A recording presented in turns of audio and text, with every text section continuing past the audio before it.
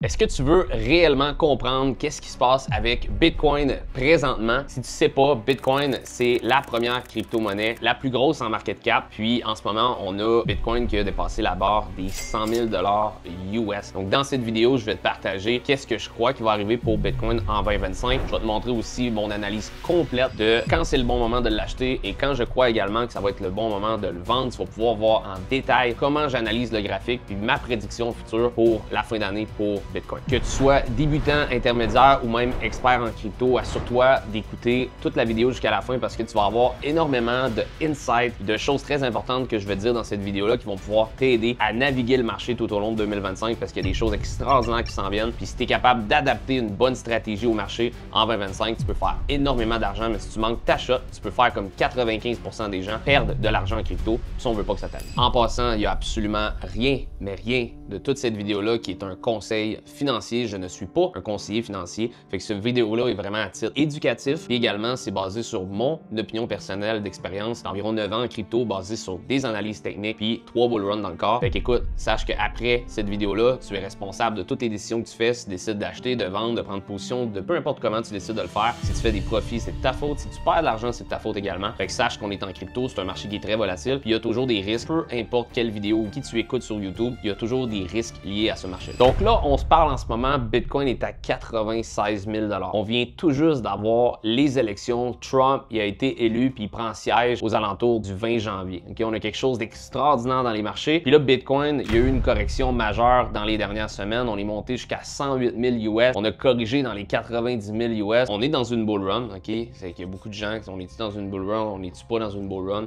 Moi, quand je regarde des unités de temps comme le weekly, le monthly, puis qu'on est dans une tendance haussière, pour moi, on considère ça une bull run. Okay? Donc, on est dans un gros marché aussi. On va regarder ensemble qu'est-ce que je crois qui va se passer pour Bitcoin dans les prochaines semaines, les prochains mois à venir. Je vais déterminer ma prédiction future pour Bitcoin d'ici la fin de l'année, puis aussi quand je vais prendre la décision de le vendre, puis c'est quoi les indicateurs techniques que je vais regarder pour sortir de mes positions. Je vais tout vous dévoiler ça d'ici la fin de la vidéo. Si vous ne saviez pas, Bitcoin, il y a un algorithme dans Bitcoin qui s'appelle les halvings. Donc, aux 4 ans, la difficulté de mining, elle double. Donc, c'est 2 fois plus difficile de miner du Bitcoin. Donc, au lieu de miner, exemple, 50 bitcoins par jour, après le halving en 2012, on a commencé à miner 25 bitcoins par jour. Après ça, on a passé de 25 à 12,5 4 ans plus tard. Cette année, en avril 2024, on a passé de 6,25 à 3,125. À chaque 4 ans, l'offre diminue parce qu'il y a 2 fois moins de bitcoin qui se fait miner par jour. Donc, l'offre diminue. Que t'aimes ou non Bitcoin, la demande augmente. Parce qu'écoute, moi, je suis là depuis 2016. Il n'y avait pas d'institutions qui achetaient, il n'y avait pas d'ETF, il n'y avait pas autant de... C'était pas mainstream comme cela aujourd'hui. Puis il n'y avait pas non plus le président des États-Unis qui parlait d'une réserve de Bitcoin pour les États-Unis. Il n'y avait rien de ça, tu sais. Puis dans une circonstance comme ça fait augmenter le prix d'un asset. Par contre, c'est que de cycle en cycle, on a diminishing return. Fait que, exemple, après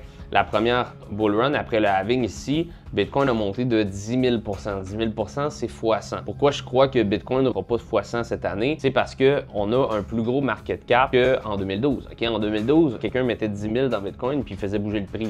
Aujourd'hui, c'est plus le cas parce que là, on est rendu avec des trillions de dollars dans ce marché-là. C'est énorme. Donc, c'est plus la même facilité à faire pivoter ce marché-là. Okay? Donc, on a monté de 10 000 qui est x100. Après ça, en 2016-2017, on a eu le deuxième halving. On a monté de 3 000 qui est x30.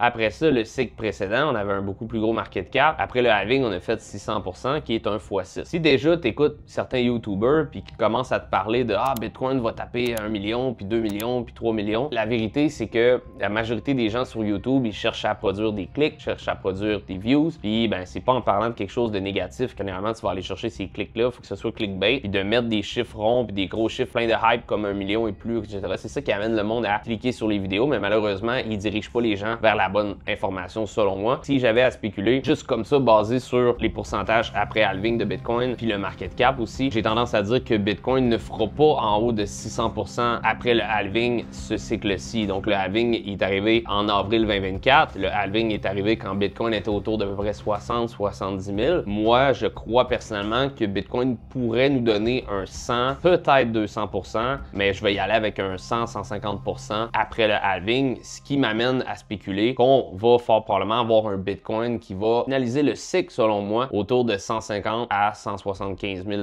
US. Ça, c'est ma prédiction personnelle basée sur des cycles. Les gens qui vont dire « Ouais, mais tu vas faire comment pour savoir quand vendre à ce niveau-là? Peut-être ça va monter plus haut, puis tout ça. » Bon, tu sais, c'est comme une recette de tarte aux bananes. Je veux dire, oui, l'ingrédient principal, c'est les bananes. Mais après ça, ben, ça te prend probablement de la farine. Je suis pas un cook, faudrait que je demande à ma femme, mais il y a plein d'ingrédients que ça te prend pour faire une tarte aux bananes, pas juste des bananes. Fait que là, en ce moment, on regarde le graphique, puis je te parle de 150 à 175. Ça, c'est une confluence qu'on appelle. Ça, c'est ma tarte aux bananes. J'ai mis les bananes dans le gâteau, mais là, après ça, il y a plein d'autres confluences que je vais aller chercher. Il y a un autre indicateur technique qu'on va regarder ensemble qui est le temps. Puis il y a beaucoup de monde qui regarde pas ça parce que dans la lecture de graphique, puis quelqu'un qui trade, c'est sûr que si tu es un scalper, je comprends l'idée de regarder ça sur des petites unités de temps, mais quelqu'un qui est un investisseur puis qui veut regarder vraiment le big picture du marché puis Bitcoin, je crois personnellement que c'est vraiment la recette, c'est de regarder ça sur des plus grosses unités de temps. Donc c'est essentiel qu'on regarde du monthly, du weekly, du daily, mais en bas de ça, si tu regardes le graphique en 5 minutes, puis en 15 minutes, puis même en 1 heure, honnêtement, si tu veux target un top de marché, ou ça te donnera aucune information. C'est comme t'as le nez dans le livre puis tu vois rien. C'est pas ça que tu veux regarder. Tu veux regarder les plus grosses unités de temps, puis tu veux regarder le bigger picture du marché. Donc ce que j'ai fait, c'est que j'ai analysé les derniers cycles. J'ai été capable de trouver qu'à travers les derniers cycles, le bottom du marché baissier et le top du marché haussier, c'était 35 mois. Puis souvenez-vous, le marché très cyclique, c'est des cycles de 4 ans corrélés avec les halvings, avec les élections. Donc si on regarde attentivement les deux derniers cycles, on prend le bas ici du marché baissier en janvier 2015 jusqu'au top en décembre 2017. On a un total de 35 mois avant le top. Donc c'est environ 3 ans du bas du marché baissier jusqu'au top du marché haussier. Si on prend ça, on a 35 mois encore. Presque 3 ans du bottom du bear market jusqu'au top de la bull run. Fait que sachant ça, on va y aller avec justement la continuité de cette théorie-là. Puis ça nous amène exactement en octobre 2025. Fait que si la théorie du 35 mois se poursuit, qu'on a vraiment des cycles qui se répètent, le 4e quart de 2025, on aurait la fin de la bull run. Puis là, ben, je vous fais un petit cadeau déjà pour savoir c'est quand qu'on rachète. Ben, l'autre chose qui est intéressante, c'est que à tous les bull runs, ok, on prend ici le top de novembre 2013 jusqu'au bottom, ça a été 14 mois. Puis qu'on prend le bottom du dernier bear market, on a un autre 12 mois. Si on a un top de marché aux alentours de octobre 2025, on calcule 12 mois après ça. Ça veut dire qu'autour d'octobre 2026, on aurait un bottom pour Bitcoin, puis on serait de retour dans la zone d'accumulation pour acheter à rabais finalement. Un indice que je vais me baser pour savoir quand vendre mes cryptos, ça va être, comme je l'ai dit tantôt, les pourcentages après les halvings. C'est sûr que Bitcoin ne nous donnera probablement pas en haut de 600%. 2, je vais regarder le temps au niveau du cycle, on est où. Puis l'indice du 35 mois nous amène en octobre 2025. Fait que c'est sûr que après l'été 2025, oui, je vais commencer à sortir mes billes, puis je vais commencer à me positionner en stablecoin ou même remettre de l'argent dans mon compte de banque, mais je vais pas être full in en crypto. Puis après ça, ben, je vais commencer à me repositionner 12 mois plus tard vers la fin 2026 à rabais de retour dans Bitcoin puis dans des cryptos de mon choix. L'autre chose qu'on va regarder pour target justement le top du marché, c'est un indicateur que moi puis mon équipe, on a conçu qui s'appelle le Bitcoin Cycle Index. Fait que le Bitcoin Cycle Index, c'est un indicateur qui nous dit est-ce que c'est très risqué d'investir en ce moment? Est-ce que le marché est overextended ou est-ce que c'est peu risqué d'investir dans Bitcoin parce que le marché est oversold qu'on appelle? Là, il est tellement à rabais que c'est un bon niveau d'achat. Quand que le Bitcoin Cycle Index il est bleu, il y a peu de risque d'investir dans Bitcoin. Ça veut dire qu'on a un marché qui est extrêmement oversold. Puis là, c'est vraiment, on est dans une zone d'accumulation puis c'est le temps d'acheter. Puis quand on a Bitcoin Cycle Index qui est dans le rouge foncé, là, c'est vraiment le moment où ce que le marché est overbought. C'est vraiment le temps de vendre. Là, on se parle en ce moment, on est au mois de janvier 2025. Qu'est-ce qui est intéressant en ce moment, c'est que l'indicateur n'a pas montré de orange et n'a pas montré de rouge ou de rouge foncé depuis le début du cycle. On le voit, il y a du bleu, il y a du vert, il y a du jaune un peu. On n'a jamais été overextended au point où ce que ça signale le top du marché. Puis si vous ne croyez pas à la puissance de cet indicateur-là, je vais vous montrer dans le passé qu'est-ce qui s'est passé. Fait que si on regarde juste ici attentivement, le gros bleu pétant ici, si on fait juste tracer une zone, si vous aviez accumulé du Bitcoin dans la zone bleue, vous auriez acheté quand Bitcoin était entre 25 et 15 000 $.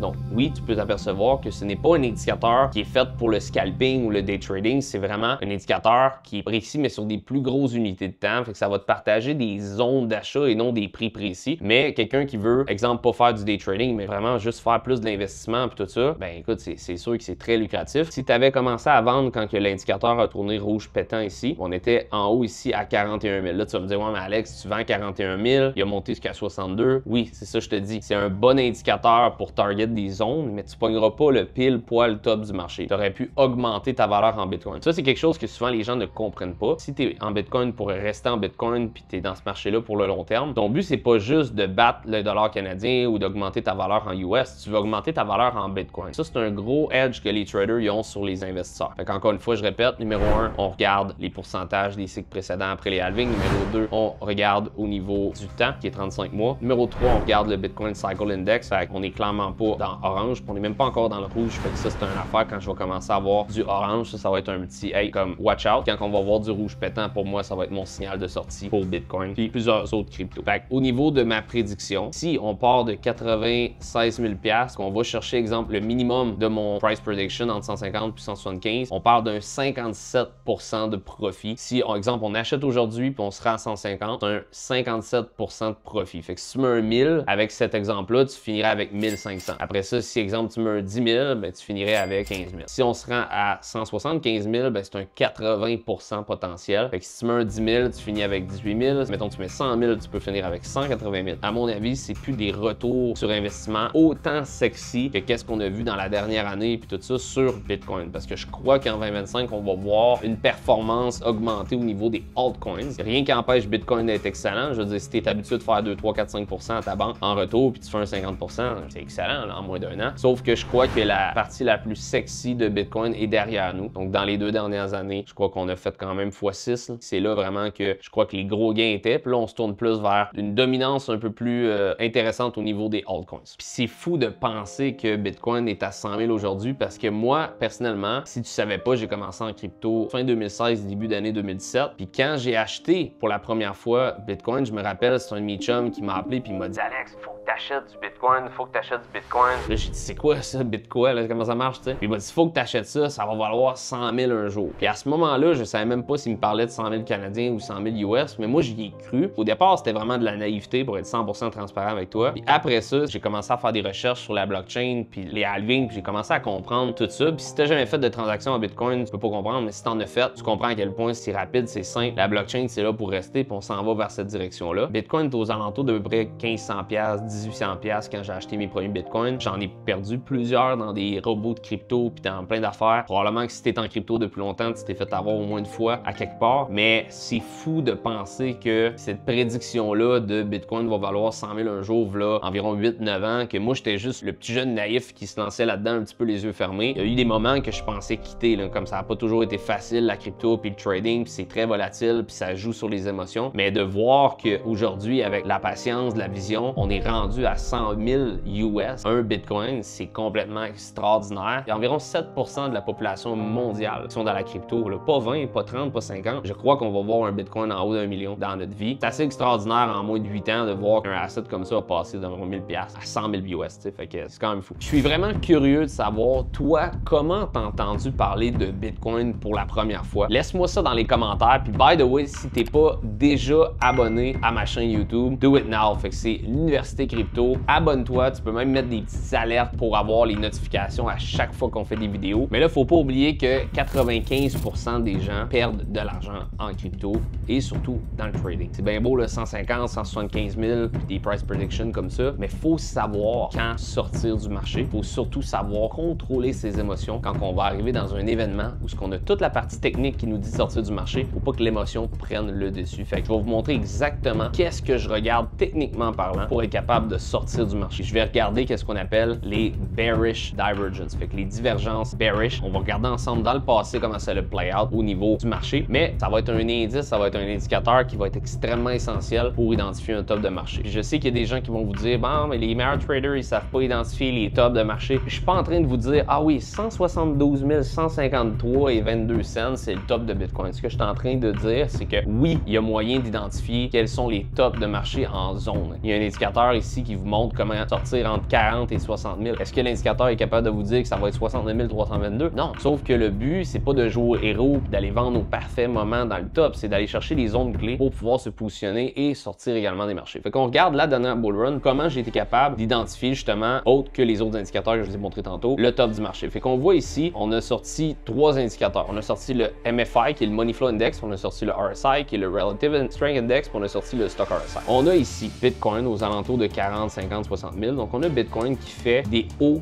de plus en plus haut. Mais on a notre MFI qui commence à faire des hauts de plus en plus bas et notre RSI qui commence aussi à faire des hauts de plus en plus bas. C'est pas quelque chose que je regarde sur des unités de temps comme le 15 minutes parce que c'est facilement invalidé puis il y a beaucoup de fake out. Mais quand on a de la divergence sur le weekly et même si vous êtes capable de le trouver sur le monthly, souvent ça play out super bien. Fait qu'on appelle ça une bearish divergence. Puis c'est quelque chose qui fonctionne littéralement tous les cycles. C'est souvent dans des circonstances comme ça qu'on va avoir un top de marché. Fait que là en ce moment, qu'est-ce qui est intéressant, ok, c'est qu'on a une petite zone de danger. Ça veut pas dire que c'est le top maintenant. Regardez, haut de plus en plus haut au niveau du prix, haut de plus en plus bas au niveau du MFI. Qu'est-ce que ça donne? Une correction de marché. Par contre, si on regarde attentivement, on a un haut de plus en plus haut au niveau du prix, on a un haut de plus en plus bas au niveau du RSI. Donc ici, déjà là, c'est quelque chose qui pourrait être négatif au niveau du prix. Pour conclure cette belle vidéo, encore une fois, c'est pas un conseil financier, mais moi je crois personnellement que la bull run va finir dans le dernier quart de 2025, probablement autour de septembre-octobre 2025. On va avoir un Bitcoin qui va défoncer les 150 000 entre 150 et 175. Ça va être mon target. Quoi regarder, vous les avez vus, peut-être revenir en arrière dans la vidéo, par un indicateur. On va regarder le Bitcoin Cycle Index qui va aider énormément. Fait que tout ça m'amène à croire qu'on va avoir une année 2025